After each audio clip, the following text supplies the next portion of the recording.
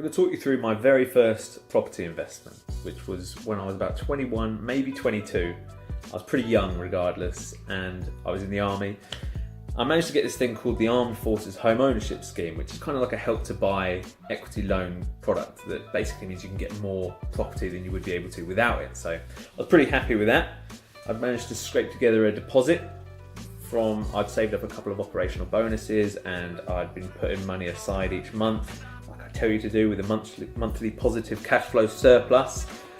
I've been doing that for a little while. It's quite easy to do in the army because you don't have huge outgoings, and as long as you don't go out and get drunk every night like a lot of the guys do, you can be sensible and you can build up a little pot of cash.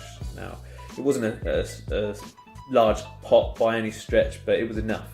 So I knew how much of a deposit I had, I knew my mortgage, I knew my equity loan, so I had my budget. So I went out looking for property. I must have looked about 40 or 50 different properties. I mean, I wanted it to be perfect. It was my first one, but I think the agent was really starting to hate me by the end of it.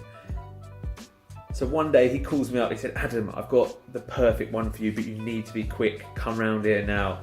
So I jumped in my car and I was round there like a shot, and I looked at it. It was this big 4-bed detached house, and I was sat there thinking, I can't afford this. But I went inside and it was just completely derelict. It was a repossession. It had been gutted out, it was stripped, it was a mess. It had ivy growing all up the side. It had this sort of false bodged wall inside the garage that wasn't done to building regs at all. It needed a lot of work. I didn't think that I wanted a project like this, but I saw it was too good an opportunity to miss. So I put an offer in. It already had an offer on it, but with repossessions you can gazump people quite easily, which is what I did. Fortunately, I didn't get re-gazumped, and it went through really smoothly. So I had this property, this big 4-bed detached property that was completely derelict. It needed a lot of work. So I got a build around, got a quote, and he quoted me £30,000 to get it all up to scratch. Now, I obviously didn't have £30,000, and I would advocate planning this before you go ahead and buy a property, but I didn't have a clue what I was doing, so I just had to wing it big time. I had to go out and find 30 grand from somewhere, and I managed to persuade someone to lend me all of the money interest free. Now, I'm not saying that that's likely to happen if you go out and do this, but I was very fortunate to find someone that was both very wealthy and very kind. But that's not to say that you can't offer someone interest. If there's enough profit in the deal and it stacks up, then why can't you share the profits? In fact, that's what I do now.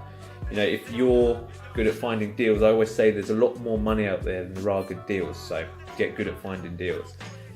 This instance, I was quite fortunate.